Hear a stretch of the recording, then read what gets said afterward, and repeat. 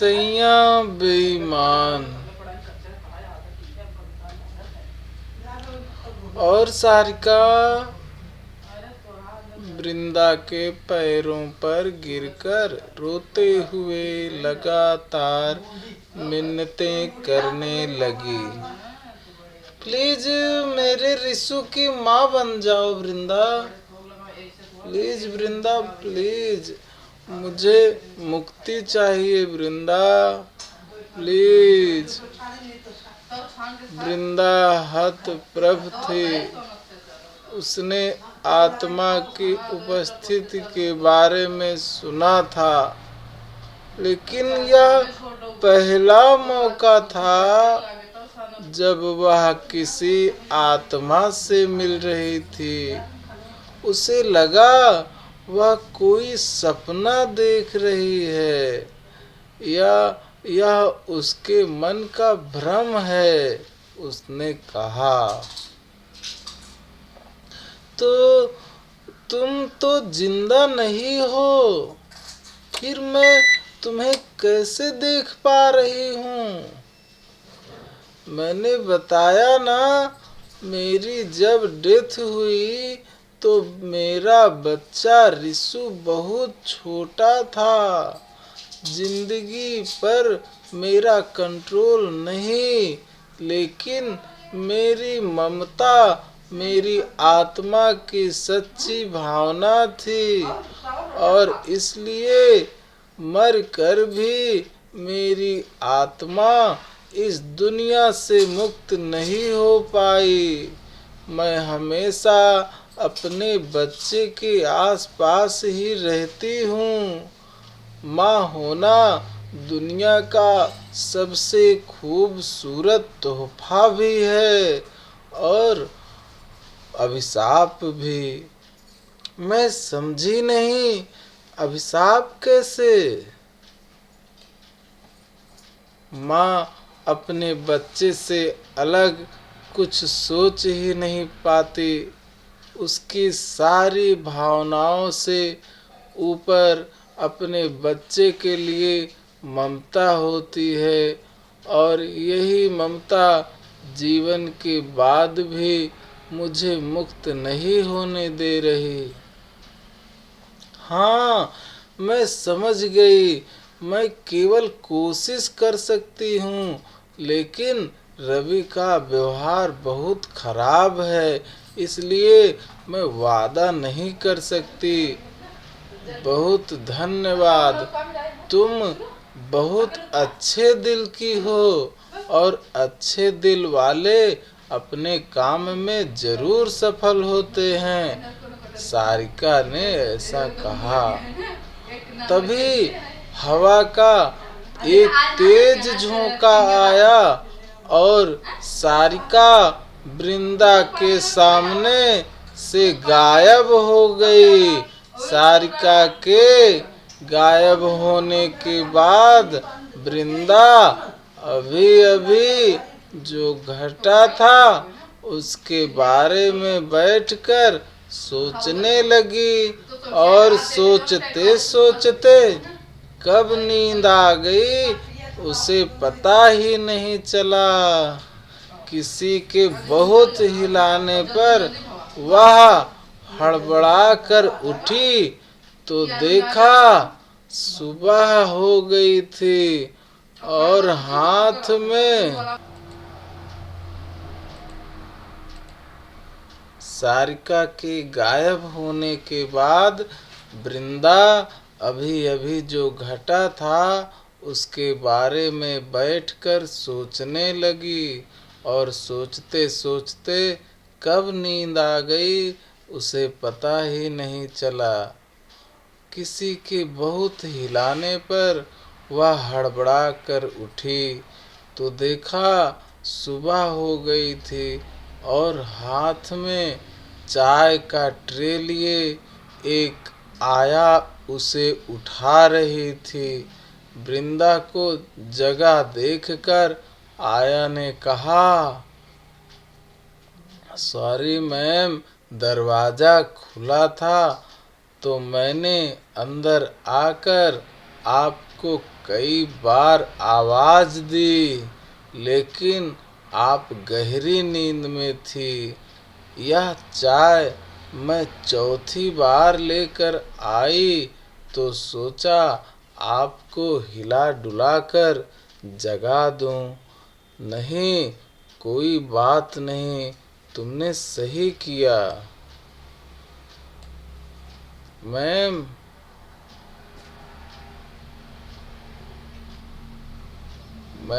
आप जल्दी से रेडी होकर नाश्ते के लिए आ जाइए, सभी आपका वेट कर रहे हैं।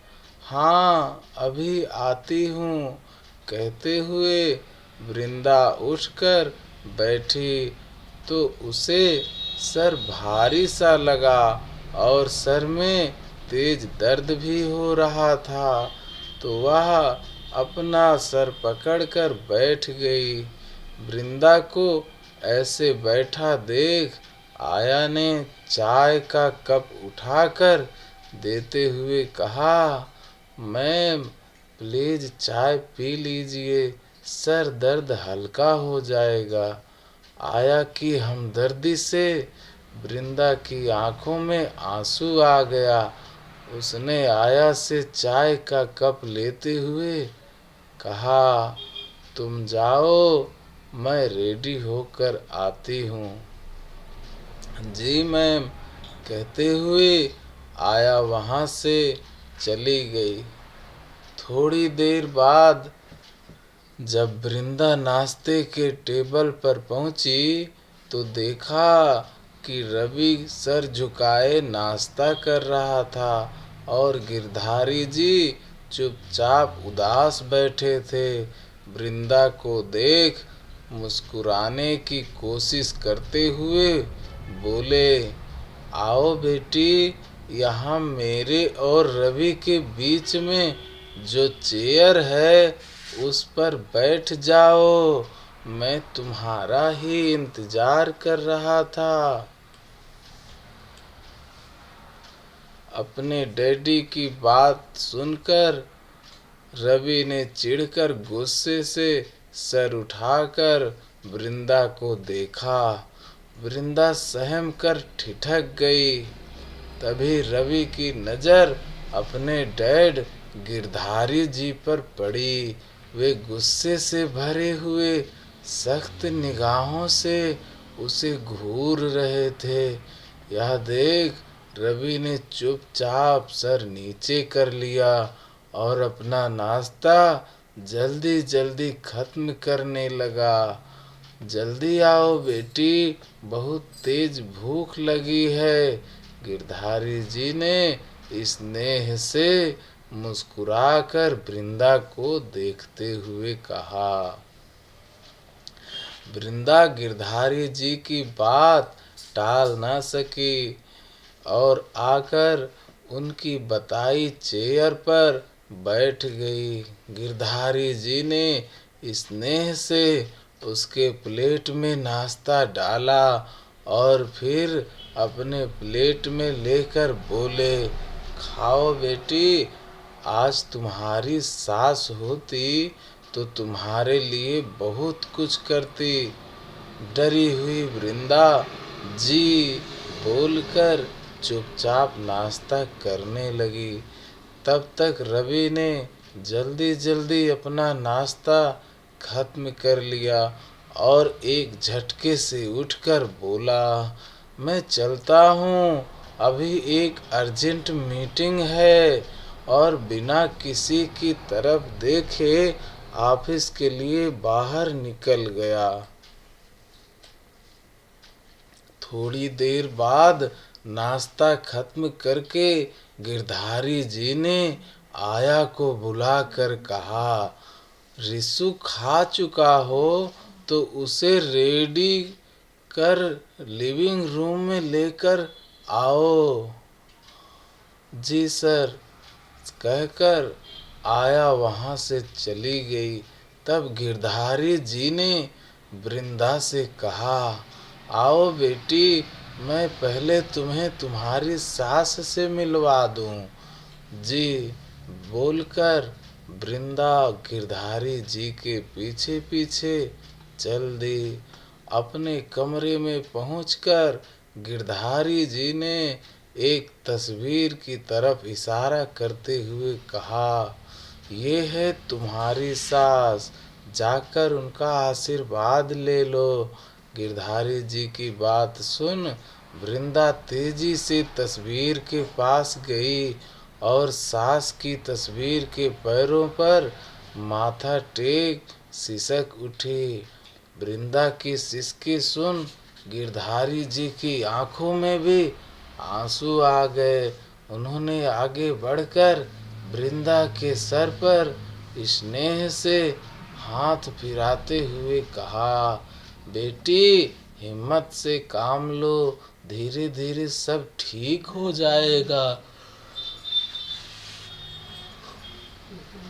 गिरधारी जी के इस सहानुभूतिपूर्ण स्नेह से वृंदा का अब तक का धैर्य जवाब दे गया और वह बाबा बोलकर गिरधारी जी से लिपट कर रोने लगी। गिरधारी जी के बहुत समझाने और सांत्वना देने पर उसका रोना बंद हुआ और उसने अपने आंसू पोंछे। वृंदा को चुप देखकर गिरधारी जी ने वृंदा को स्नेह से देखते हुए कहा, मेरी प्यारी बेटी अब जरा मुस्कुरा दे तो तेरे बाबा के कलेजे में ठंडक पहुँचे। गिरधारी जी की स्नेह भरी बातों से वृंदा के दुखी मन को कुछ राहत मिली थी, तो गिरधारी जी के कहने से वृंदा के चेहरे पर हल्की सी मुस्कुराहट आ गई। वृंदा को मुस्कुराते देख गिरधारी जी काफी खुश हुए और उन्होंने अपने कुर्ते की जेब से चाबियों का एक बड़ा सा गुच्छा निकालकर वृंदा को देते हुए बोले, ले बेटी अब से तू अपना यह घर संभाल, मुझसे अब यह भार उठाया नहीं जाता। वृंदा ने हिचकिचाते हुए हाथ बढ़ाकर चाबियों का वह गुच्छा लेते हुए कहा, मैं कैसे संभाल पाऊंगी बाबा, अगर मुझसे कोई गलती हो गई तो। तेरा घर है बेटी, गलती हुई तो तू खुद ही उसे सुधार लेना। चल अब इस बीच वाली चाबी से वह अलमारी खोल। गिरधारी जी ने एक चाबी की तरफ इशारा करते हुए कहा। जी बाबा बोलकर वृंदा ने अलमारी खोल लिया तो गिरधारी जी बोले, अलमारी के दूसरे दराज पर की चाबी अलमारी के दूसरे दराज पर की चाबी उठाकर अब लाकर खोल। जी बाबा बोलकर लाकर खोलते ही वृंदा नहीं बोलते हुए एकदम से अलमारी से दूर भाग गई।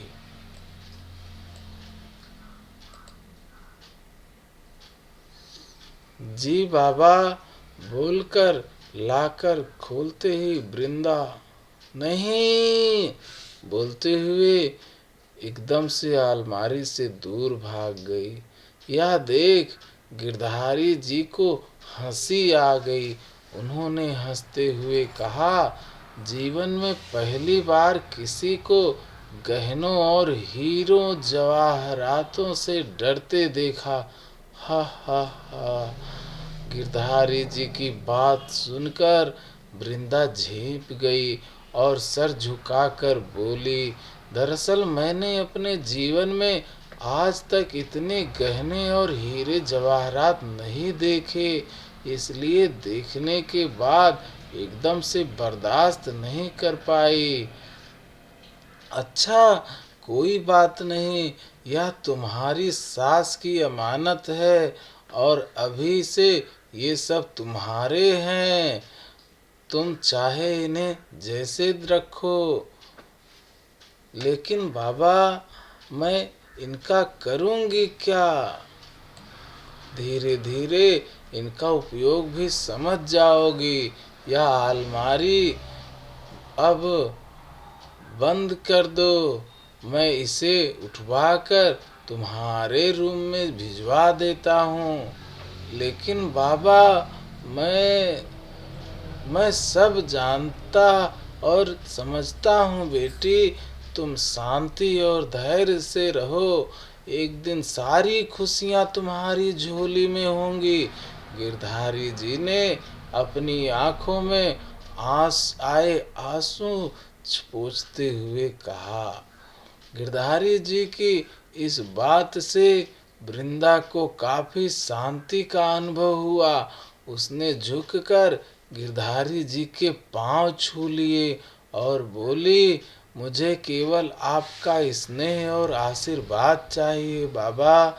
वृंदा की बात सुनकर हंसते हुए गिरधारी जी ने कहा, सदा खुश रहो बेटी, चलो लिविंग रूम में चलते हैं। अब तक रिसु तैयार होकर आ गया होगा। रिसु का नाम सुनकर वृंदा एक सेकंड को खुश हुई और फिर सहम गई। गिरधारी जी ने वृंदा के चेहरे के भावों को देख गहरी लंबी सांस ली और कहा, तुम चिंता मत करो, मेरे साथ आओ। लिविंग रूम में जैसे ही वृंदा और गिरधारी जी पहुँचे, गिरधारी जी को देखते ही रिसु खुश हो बाबा बोलते हुए उनकी गोद में आने को मचल उठा। गिरधारी जी ने लपक कर रिसु को गोद में उठा सीने से चिपका लिया। गिरधारी जी की गोद से रिसु की नजर वृंदा पर पड़ी तो वह खुश हो उसके पास जाने के लिए मचल पड़ा। वृंदा भी रिसु को स्नेह से देखते हुए मुस्कुरा रही थी। गिरधारी जी ने जब ये सब देखा तो उनके चेहरे पर संतोष और खुशी की मुस्कान खिंच गई। उन्होंने रिसु से प्यार से कहा, रिसु मम्मा के पास जाएगा। हाँ। जवाब में रिसु गिरधारी जी की गोद में खुशी से किलकने लगा। गिरधारी जी ने रिसु को वृंदा को देते हुए कहा, लो बेटी, अपने बेटे को संभालो। वृंदा ने रिसु को गोद में ले खूब प्यार किया और रिसु के साथ खुश हो खेलने लगी। वृंदा के मायके में वृंदा का सौतेला भाई विवेक और माँ बिमला देवी बैठे वृंदा के ससुराल की दौलत कैसे हड़पी जाए इसकी प्लानिंग कर रहे थे। तभी वृंदा के बाबा जगमोहन कहीं से कुछ फल और मिठाई लेकर आ गए। उन्हें इतने सामान के साथ आया देखकर बिमला ने चिढ़कर पूछा, यह इतने सारे फल और मिठाई लेकर क्यों आए हो? कहीं खैरात में बट रही थी क्या? नहीं, वो वृंदा की पग फेरी की रस्म करनी है, तो सोचा जब विवेक वृंदा को लेने उसके ससुराल जाएगा तो खाली हाथ कैसे जाएगा। यह सुनते ही बिमला और अधिक चिढ़कर बोली, अरे वो करोड़पति घर की बहू है, तुम्हारे ये फल और मिठाई उसके नौकर भी नहीं पूछेंगे, उस पर ये सब क्यों लुटा रहे हो? मेरे बेटे को रास्ते का फकीर बनाना है क्या? अभी जगमोहन जवाब में कुछ बोलता इससे पहले ही विवेक जगमोहन के हाथ से मिठाई का डब्बा ले उसमें से मिठाई निकाल खाते हुए बोला, माँ लो तुम भी खाओ ना, बहुत टेस्टी मिठाई है। बिमला भी मिठाई निकाल कर खाते हुए बोली, हाँ सच में हमारे लिए तो कभी इतनी अच्छी मिठाई लेकर तुम नहीं आए। माँ बेटे को ऐसे मिठाई खाते देख जगमोहन की आंखों में आंसू आ गए, पर उसने चुपचाप अपने आंसू पी फलों का थैला भी बिमला को थमा दिया और दूसरे कमरे में चला गया। वृंदा रिसु के साथ खेलने में इतनी मगन हो गई थी कि उसे समय का ध्यान ही नहीं रहा था। रिसु भी वृंदा के साथ बहुत खुश था। जब दोपहर में लंच का टाइम हुआ तो रिसु किसी भी हालत में आया के हाथ से खाने के लिए तैयार नहीं हुआ। जब आया ने डाइनिंग टेबल पर खाना खा रहे गिरधारी जी को यह बात बताई तो गिरधारी जी के बगल में बैठी वृंदा ने झट से कहा, लाओ मुझे दो, मैं खिला देती हूँ। और वृंदा की बात सही निकली। रिसु खुश होकर अपना पूरा खाना खत्म कर गया। शाम को जब रवि ऑफिस से घर वापस आया तो उसने आते ही आया से पूछा, रिसु क्या पापा के पास है? नहीं सर, बड़े सर जी तो अपने किसी दोस्त के यहाँ गए हैं। रिसु बाबा मैम के पास उनके कमरे में हैं। क्या वृंदा के पास? यस सर, आया ने थोड़े डरते हुए कहा, क्योंकि वृंदा के साथ जो रवि ने अपनी फर्स्ट नाइट में किया था वह सभी नौकरों के बीच चर्चा का विषय बना हुआ था। आया से वृंदा का नाम सुनते ही रवि तेजी से वृंदा के कमरे में गया, लेकिन कमरे में कोई नहीं था। यह देख रवि ने सारे नौकरों को बुला लिया और रिसु को खोजने में लगा दिया। वह भी घर और लान में चारों तरफ रिसु को खोजता रहा, लेकिन रिसु और वृंदा उसे कहीं नजर नहीं आए। नौकरों ने पास वाले पार्क में जाकर खोजा तो वे वहाँ भी नहीं थे।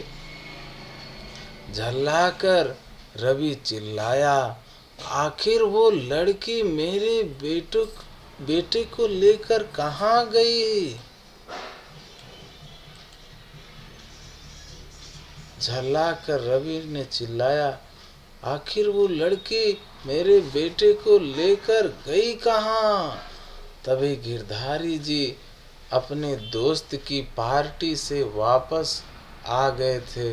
उन्होंने रवि का यह वाक्य सुन लिया था और आते ही उन्होंने रवि से पूछा, तुम किसकी बात कर रहे हो?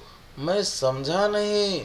रवि ने अब तक की सारी घटना बताते हुए चिढ़कर कहा, वाह, वही आपकी सो कॉल्ड बहू रिसु को लेकर भाग गई है।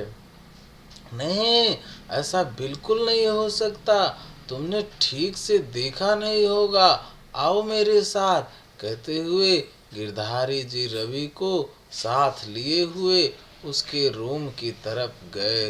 रवि के रूम में बेड पर रिसु गहरी नींद में सो रहा था और उसके चेहरे पर हल्की प्यारी सी मुस्कान फैली हुई थी। रिसु को ऐसे सोता देख गिरधारी जी का चेहरा खुशियों से भर गया। रवि को भी अंदर से अच्छा लग रहा था, लेकिन उसने अपने भाव छुपाते हुए कहा, ऐसा कैसे हो सकता है? मैं तो अभी देख कर गया था। बेटा, शायद तुम ठीक से देख नहीं पाए होगे। वृंदा के आने के बाद से तुम्हारे मन में एक अनजानी असुरक्षा की भावना घर कर गई है। सभी लड़कियां एक सी नहीं होती कि अपने सौतेले बच्चे से नफरत करें। आओ देखें वृंदा अपने रूम में है या नहीं। गिरधारी जी ने शांत स्वर में कहा। या आप देखिए, मुझे उसमें जरा भी दिलचस्पी नहीं है, रवि ने कहा और अपने कमरे में चला गया। गिरधारी जी ने वृंदा के कमरे में जाकर देखा तो वह बेड पर लेटी हुई और अपने मोबाइल पर कुछ पढ़ते हुए मुस्कुरा रही थी। यह देख गिरधारी जी ने उसे आवाज लगाते हुए पूछा, बेटी क्या पढ़ रही हो? कुछ खास नहीं बाबा, प्रतिलिपि ऐप पर एक मजेदार कहानी मिली, पढ़ रही हूँ। वृंदा ने बेड पर से उठते हुए कहा। हाँ, मैंने पढ़ी है, सच में काफी अच्छी कहानी है। अभी मैं दूसरी कहानी महुआ पढ़ रहा हूँ, वह भी अच्छी स्टोरी है। तुम भी इसे जरूर पढ़ना। जी बाबा, जब पढ़ने से मन हट जाए तो जरा मेरे पास आना, तुमसे कुछ जरूरी बात करनी है। जी बाबा, बोलते हुए वृंदा मन ही मन मुस्कुरा उठी।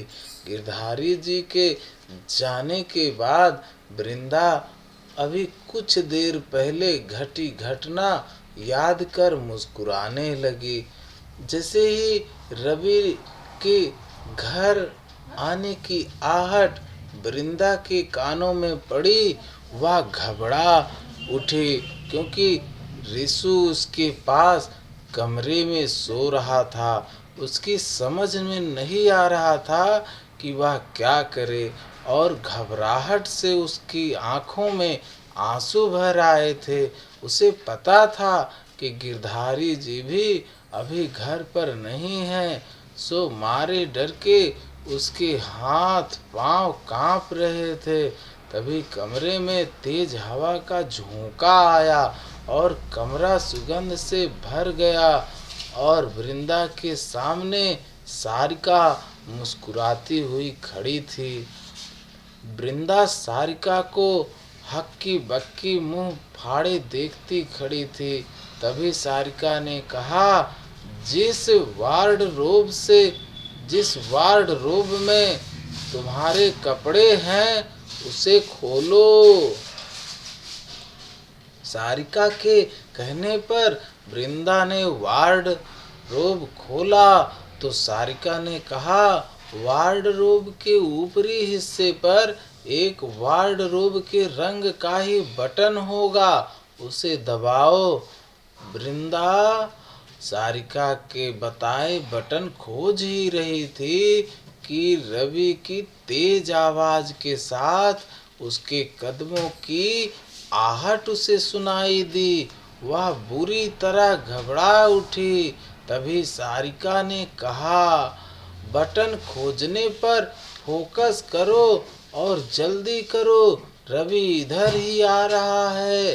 वृंदा ने भगवान को मन ही मन याद किया और वार्डरोब की सतह पर तेजी से हाथ फिराने लगी और अनजाने में ही सारिका का बताया बटन उससे दब गया और वार्डरोब तुरंत दो हिस्सों में बंट गया। वृंदा भौचक्की खड़ी देखती रही कि वार्डरोब का दरवाजा एक सजे सजाए सुंदर से कमरे में खुल रहा है। तभी सारिका ने कहा, जल्दी करो वृंदा, रवि तुम्हारे रूम के दरवाजे तक पहुंचने ही वाला है।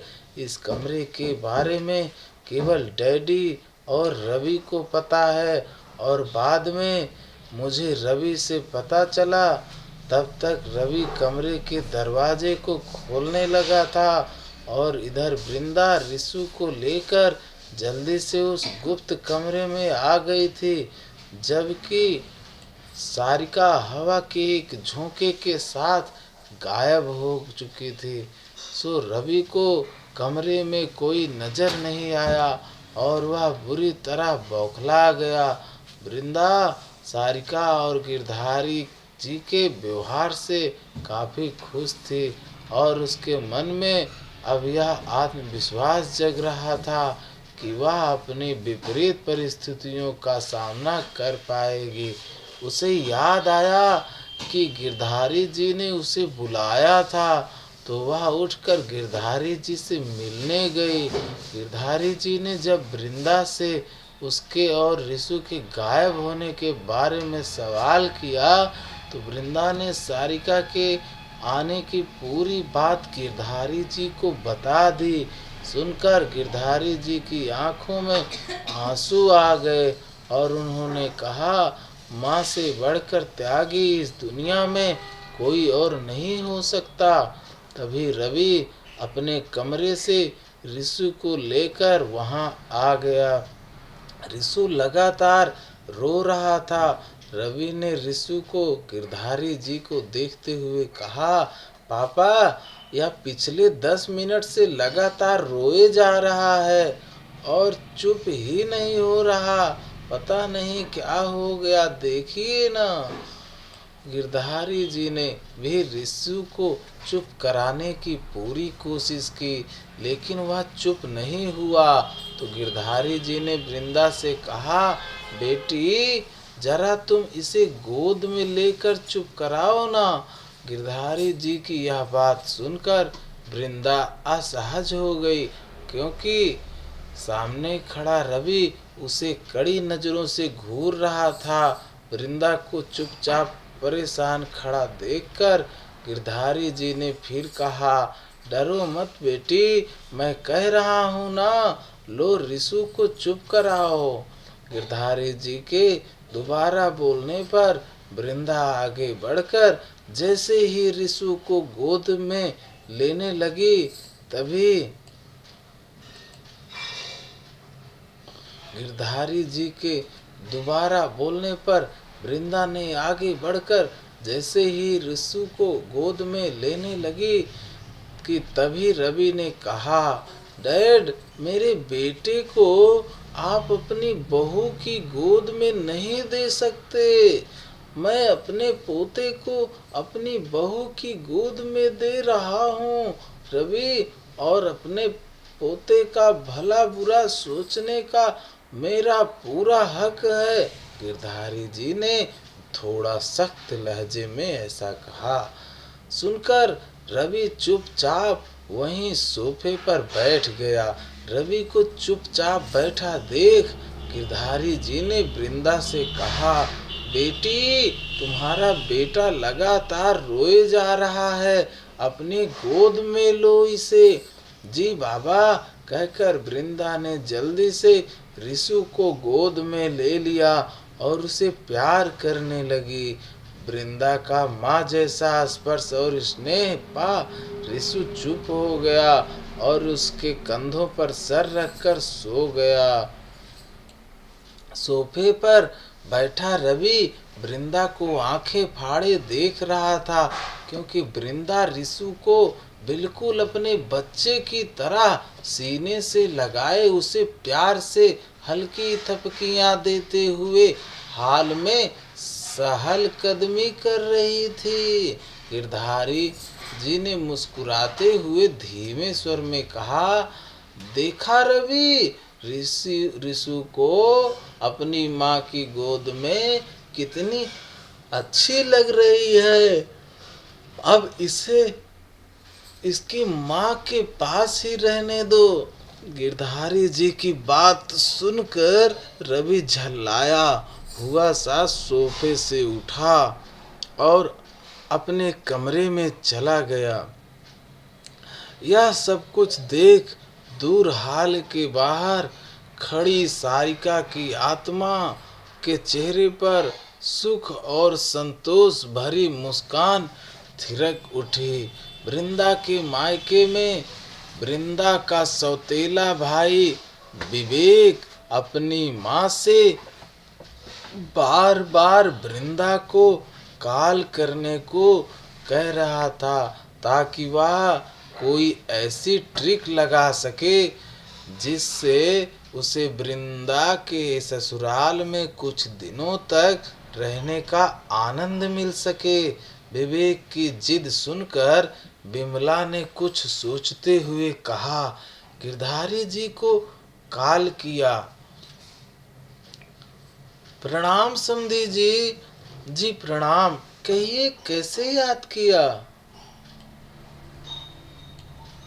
समधी जी, हमारे यहाँ बेटी की विदाई के बाद एक रस्म होती है जिसमें लड़की का भाई अपनी बहन की पसंद का कुछ खाने पीने का सामान लेकर उसके ससुराल जाता है और उसे अपने सामने खिलाकर वापस आता है, ऐसा बिमला ने कहा। बड़ी अजीब रस्म है ये तो, गिरधारी जी ने हंसते हुए कहा। जी अगर आपकी इजाजत ना हो तो इसे रहने देते, बिमला ने हड़बड़ाते हुए ऐसा कहा। नहीं नहीं, मेरा मतलब यह नहीं है था। अगर आपके यहाँ ये रस्म होती है तो जरूर करें, नहीं तो बहू को बुरा लगेगा। गिरधारी जी के ऐसा कहते ही बिमला खुश हो गई और सोचने लगी कि वह ऐसा क्या क्या भेजे विवेक के साथ जो सस्ता भी हो और विवेक को इसी बहाने रुकने का मौका भी मिल जाए। वृंदा की ससुराल में रिसु पूरी रात वृंदा के साथ ही उसके कमरे में सोया था। इससे रवि को अंदर से अच्छा तो लगा, पर वह जाने क्यों कुछ उलझा हुआ और झल्लाया हुआ सा महसूस कर रहा था। सुबह वह जैसे ही नाश्ते के टेबल पर पहुंचा, देखा वृंदा वहां पहले से थी और टेबल पर नाश्ता का सारा सामान रख रही थी। रवि ने पहली बार उसे गौर से देखा। उसने गहरे नीले रंग की शिफॉन की साड़ी पहनी हुई थी जिस पर चटक नारंगी रंग के चिनार के पत्ते प्रिंट किए हुए थे। उसके लंबे गीले बाल पीठ पर खुले हुए थे जिन पर कहीं कहीं पानी की बूंदें मोतियों की लिपटी हुए नीचे सरक रही थी। ललाट पर गहरे नारंगी रंग की बिंदी लगाए मुस्कुराती वृंदा बिल्कुल ऐसी लग रही थी मानो रात भर की बारिश के बाद अगली सुबह की हल्की धूप में मुस्कुराती कोई प्यारी सी जूही की कली हो।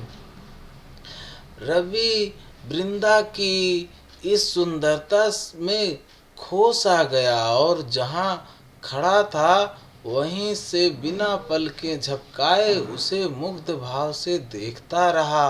तभी गिरधारी जी भी नाश्ते के लिए तैयार होकर वहां आ गए और रवि को एकटक वृंदा को देखता देख मुस्कुरा कर थोड़ी ऊंची आवाज में बोले, बेटी नाश्ता लग गया हो तो आ जाऊं? जी बाबा आइए ना, वृंदा ने झट से कहा।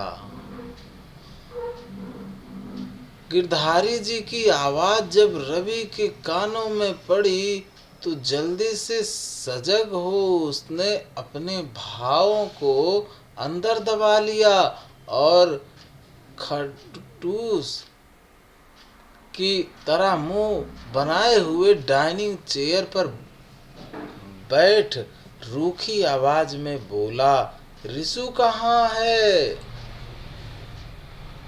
जी वह जग गया है और आया उसे नहलाकर तैयार कर यहीं ला रही है, फिर मैं अपने हाथों से उसे खिला दूंगी। डैड, जब यह नई आया आ गई है तो क्यों ना हम पुरानी वाली को हटा दें, रवि ने रूखी आवाज में कहा। रवि की यह बात सुनकर वृंदा की आंखों में आंसू आ गए, पर उसने सर झुकाकर चुपचाप आंसू पी लिए। लेकिन गिरधारी जी रवि की इस बात से एकदम चिढ़ गए और बोले, नाश्ता करके चुपचाप ऑफिस जाओ और घर का मैटर मेरे लिए छोड़ दो। गिरधारी जी की बात का कोई जवाब दिए बिना रवि ने प्लेट में नाश्ता निकालकर खाना स्टार्ट किया और पहला कौर मुंह में डालते ही बोला, आज नाश्ता किसने बनाया है? जी मैंने, डरते हुए धीमी आवाज में वृंदा ने कहा। डैड, क्या कुक छुट्टी पर गया है? रवि ने पहले की तरह ही रूखी आवाज में पूछा। तुम्हें खाना है तो बिना किसी इंक्वायरी के खाओ, नहीं तो ऑफिस जाओ। कुक ने नाश्ता तैयार करने में बहू की हेल्प की है और मुझे यह नाश्ता रोज से अधिक टेस्टी लग रहा है, गिरधारी जी ने अपनी उंगलियां चाटते हुए कहा।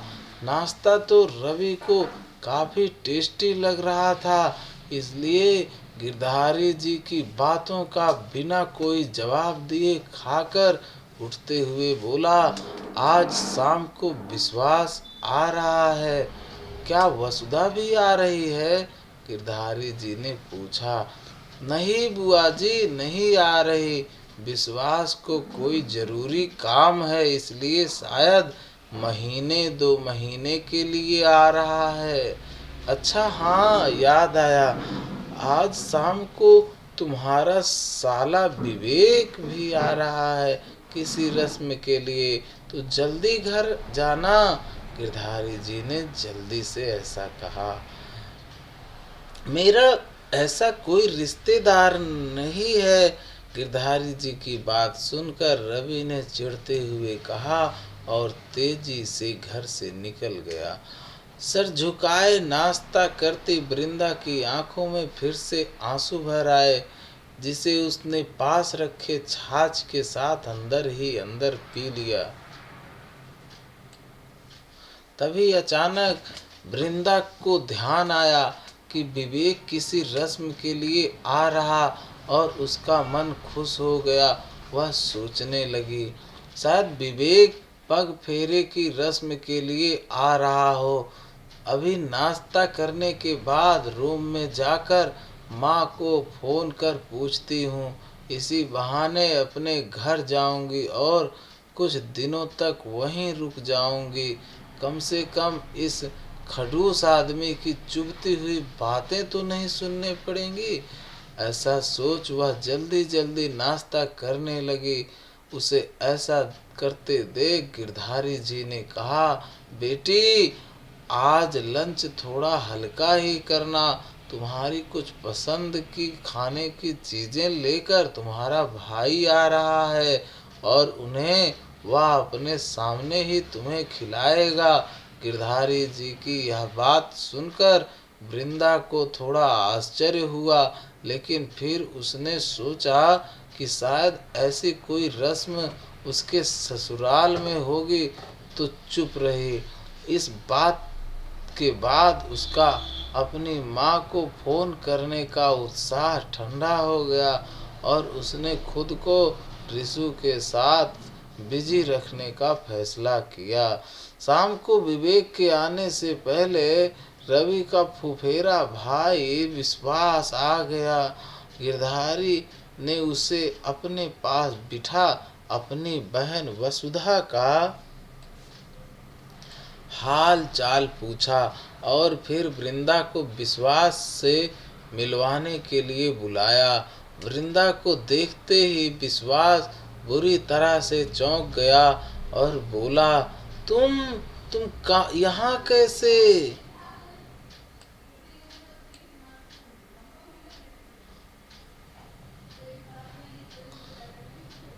ये कहानी यहीं तक,